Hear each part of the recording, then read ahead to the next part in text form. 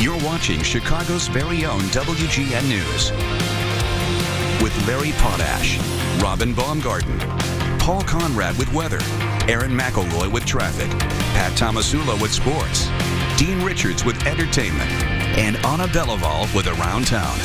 This is WGN Morning News at 8. Joining us now is Cynthia Beebe, president of Every Second Counts Strategic Security, and she was with the ATF. Good morning. Thank you for joining us. Thank you. So as an ATF person, let me ask you this question. Hillary Clinton was saying we need to do something about lone wolves and this watch list situation.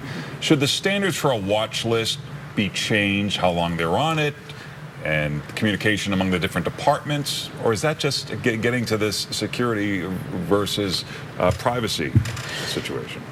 It does, it is affected by that security versus privacy. That is a major policy issue that all candidates, not just the two presidential candidates, will be battling out for months to come. Do you think it needs to move in a different direction? I will say that if the laws are changed to make the watch list less restricted. In other words, you can remain on the watch list for a longer period of time. The FBI and other federal agencies will follow that law. So if the law changes to make it easier for federal agencies to keep their eyes on possible terrorists, they will follow that law. As it is, the law is very clear.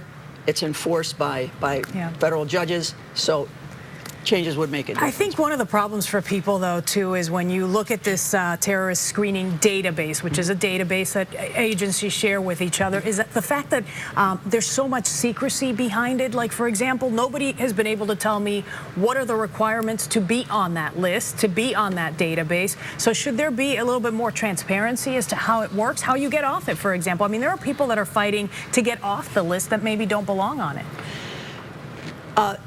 Frankly, no, I don't think there should be more transparency. Okay. We're not investigating people who sell badly flavored bubble gum. Yeah. I mean, no, there's a reason that there are those laws, that people like this are investigated. It's certainly, that's a large database.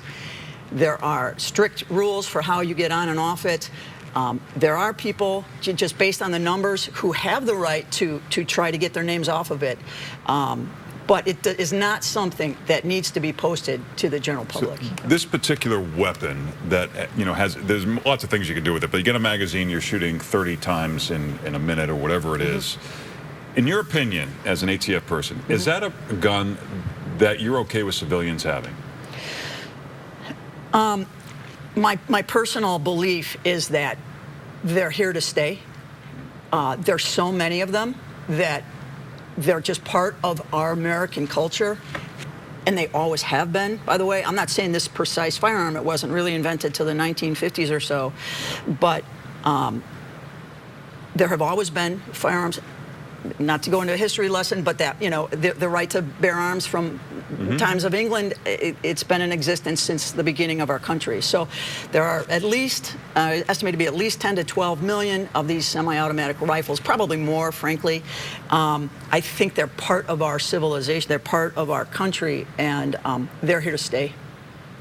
Do you see fences being put around it, though? I mean, you're saying they're here to stay, but there are people who say, look, there needs to be some controls, right? That's the whole debate. If we return to the 10-year or so a ban on selling assault rifles, there are still 10 or 12 million assault rifles in this country. So is it possible that restricting these sales might prevent one person from engaging in an act like this? Certainly. And anything that we can do as a country, as law enforcement, to prevent any incident like this from happening, is helpful.